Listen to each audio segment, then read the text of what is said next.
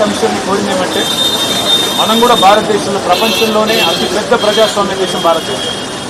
140 కోట్ల జనాభా కలిగిన దేశం, మరి దాదాపు 100 కోట్ల ఓటర్లు కలిగిన దేశం.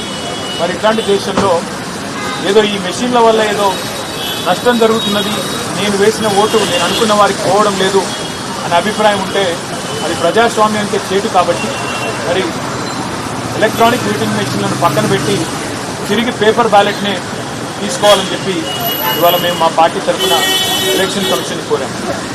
ఆ ప్రాసెస్ కూడా మళ్ళీ తిరిగి పేపర్ బ్యాలెట్ ప్రవేశపెట్టే ప్రాసెస్ కూడా బీహార్ ఎన్నికల నుంచే ప్రారంభించండి. నవంబర్లో జరగాల్సిన బీహార్ ఎన్నికల్లోనే తిరిగి పేపర్ బ్యాలెట్ ప్రవేశపెట్టండి.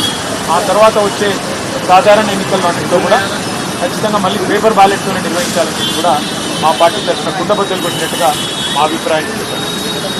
అట్లాగే ఎన్నికల్లో పార్టీలు ఇచ్చే హామీ, ఎన్నికల్లో పార్టీలు ఇచ్చే అడ్డగోలు వాగ్దానాలు.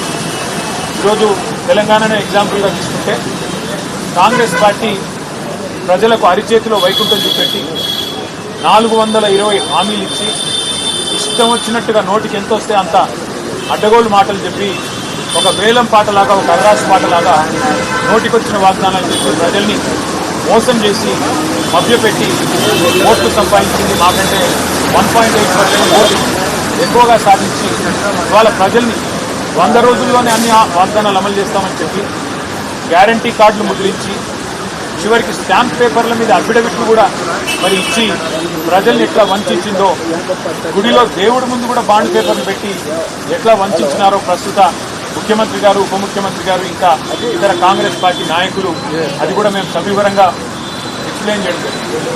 ఎన్నికల్లో ఇచ్చిన మేనిఫెస్టోకి రాజకీయ పార్టీలు కట్టుబడి ఉండకపోతే తప్పకుండా వారిని శిక్షించాల్సిన బాధ్యత కూడా ఎన్నికల కమిషన్ మీదనే ఉన్నది.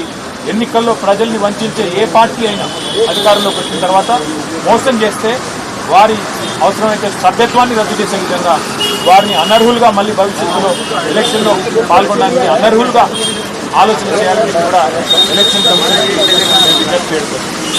అట్లాగే ఈరోజు బీహార్లో ఏదైతే ఇంటెన్సివ్ రివిజన్ జరుగుతూ ఉందో ఓట్లకి, దానికి సంబంధించి కూడా విస్తృతమైన చర్చ జరిగింది.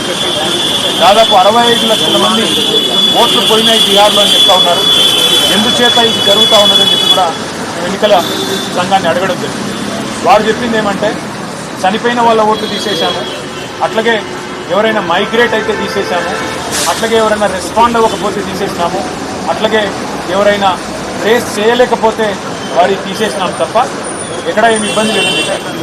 మేము ఎన్నికల కమిషన్కి ఈరోజు మా పార్టీ తరఫున చెప్పింది ఏమంటే రివిజన్ అనేది చేయాల్సిందే, తప్పేమీ లేదు. కానీ విశ్వాసం అనేది అందరినీ విశ్వాసంలోకి తీసుకొని చేసినట్టయితే బాగుంటుంది. ముఖ్యంగా క్షేత్రస్థాయిలో, బూత్ లెవెల్లో, అట్లాగే నియోజకవర్గ లెవెల్లో, తాలూకా లెవెల్లో, మండల్ లెవెల్లో మరి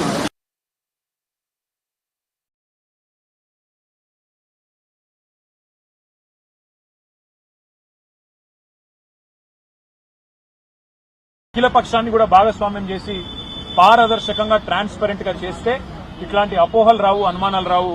లేకపోతే తప్పకుండా అనుమానాలు వస్తాయి. మీరు క్షేత్రస్థాయి నుంచి ఒక స్టాండర్డ్ ఆపరేటింగ్ ప్రొసీజర్ పెట్టి అన్ని పార్టీలను, అఖిల పక్షాన్ని కూడా ఇన్వాల్వ్ చేయండి. మాకు బూత్ లెవెల్ కమిటీస్ ఉన్నాయి. అన్ని రాజకీయ పార్టీలకు బూత్ లెవెల్ కమిటీలతో అవసరమైతే ఒక అఖిల పక్షాన్ని ఏర్పాటు చేసి కింది స్థాయి నుంచి రాష్ట్ర స్థాయి దాకా, అంటే రాష్ట్ర స్థాయిలో ఉండే చీఫ్ ఎలక్టరల్ ఆఫీసర్ ఎవరైతే ఉంటారో వారు, జిల్లా స్థాయిలో కలెక్టర్ గారు, తాలూకా స్థాయిలో ఆర్డీఓ గారు, మండల స్థాయిలో ఎండీఓ గారు, మరి గ్రామ స్థాయిలో ఒక వీఆర్ఓ గారు, ఆ రకంగా ప్రతి స్థాయిలో అఖిల పక్షాన్ని ఇన్వాల్వ్ చేసి, అన్ని పార్టీలు ఇన్వాల్వ్ చేసి మీరు గనక ట్రాన్స్పరెంట్ గా ఎవరెవరు ఓట్లు తీస్తున్నారు. ఉదాహరణకి ఒక ఊరిలో ఒక 100 ఓట్లు పోతున్నాయి అనుకోండి. ఏ 100 ఓట్లు పోతున్నాయి, ఏ 100 ఓట్లు పోతున్నాయి, ఏ కారణంతో పోతున్నాయి, ఎంతమంది చనిపోవడం వల్ల తీసేసినారు, ఎంతమంది అక్కడి నుంచి వేరే దేశానికో వేరే పట్టణానికో మరి మైగ్రేట్ కావడం వల్ల తీసేసినారు. అది పారదర్శకంగా మీరు కనుక లిస్టు డిస్ప్లే చేస్తే, అన్ని పార్టీల సమ్మతితో చేస్తే మంచిగుంటది. ఆ పని చేయండి అని చెప్పి కూడా వారిని కోరాం. అట్లాగే ఇవాళ వాస్తవం ఏంటి అంటే భారతదేశంలో ఇంకా ఎన్నికల సంస్కరణలు కూడా రావాల్సిన అవసరం ఉంది. ఖచ్చితంగా రావాలి. ఇవాళ ఎన్నికల్లో ఖర్చు విషయమే కానీ, ఎన్నికల్లో ప్రలోభాలు పెట్టే దొంగ మాటలు ఇచ్చి హామీలు ఇచ్చి ప్రలోభ పెడుతున్న పార్టీల విషయమే కానీ, వాగ్దానాలు అమలు చేయకుండా ప్రజల్ని వంచిస్తున్న వాళ్ళ విషయంలో కానీ చాలా విస్తృతమైన చర్చ ఇవాళ ఎన్నికల కమిషన్తో జరిగింది. చాలా విషయాలు వారికి రాతపూర్వకంగా కూడా మా పార్టీ నుంచి సమర్పించాము. ఇంకా అన్నిటికన్నా ముఖ్యంగా వారి దృష్టికి, ఎన్నికల కమిషన్ దృష్టికి మా వినోద్ కుమార్ గారు, మా పార్టీ దాదాపు 20 ఏళ్లుగా ఒక అంశంలో పోరాటం చేస్తా ఉంది ఎన్నికల కమిషన్తో. కారు గుర్తును పోలిన సింబల్స్ ఏవైతే ఉన్నాయో దాదాపు 8-9 సింబల్స్ ఉన్నాయి. ఉదాహరణకు మీకు నేను ఎగ్జాంపుల్ చెప్తాను. 2019లో పార్లమెంట్ ఎన్నికలు భువనగిరి పార్లమెంట్ సీటు మా పార్టీ 5,000 ఓట్లతో ఓడిపోయింది. ఆ రోజు కోమటిరెడ్డి వెంకటరెడ్డి గారు కాంగ్రెస్ పార్టీ నుంచి గెలిచారు. బూర నరసయ్య గౌడ్ గారు మా పార్టీ నుంచి పోటీ చేసి 5,000 ఓట్లతో ఓడిపోయారు. కానీ మా కారు గుర్తును పోలిన గుర్తు ఒక రోడ్ రోలర్ గుర్తు. ఒక ఇండిపెండెంట్ అభ్యర్థి పోటీ చేస్తే ఆయనకు 27,000 ఓట్లు వచ్చినాయి. ఆయన ప్రచారం కూడా చేయలేదు. ఎందుకు చెప్తా ఉన్నా ఇదంతా అంటే, ఇట్లా మా పార్టీకి ఒకసారి కాదు ఎన్నో సందర్భాల్లో నష్టం జరిగింది. మొన్న జరిగిన సాధారణ ఎన్నికల్లో కూడా మేము 14 సీట్లు 6,000 కంటే తక్కువ ఓట్లతో ఓడిపోయాం. అక్కడ కూడా మరి చాలా చోట్ల ఈ chapati maker, road roller, ship, ఇట్లా 8 గుర్తులు ఏవైతే మా కారు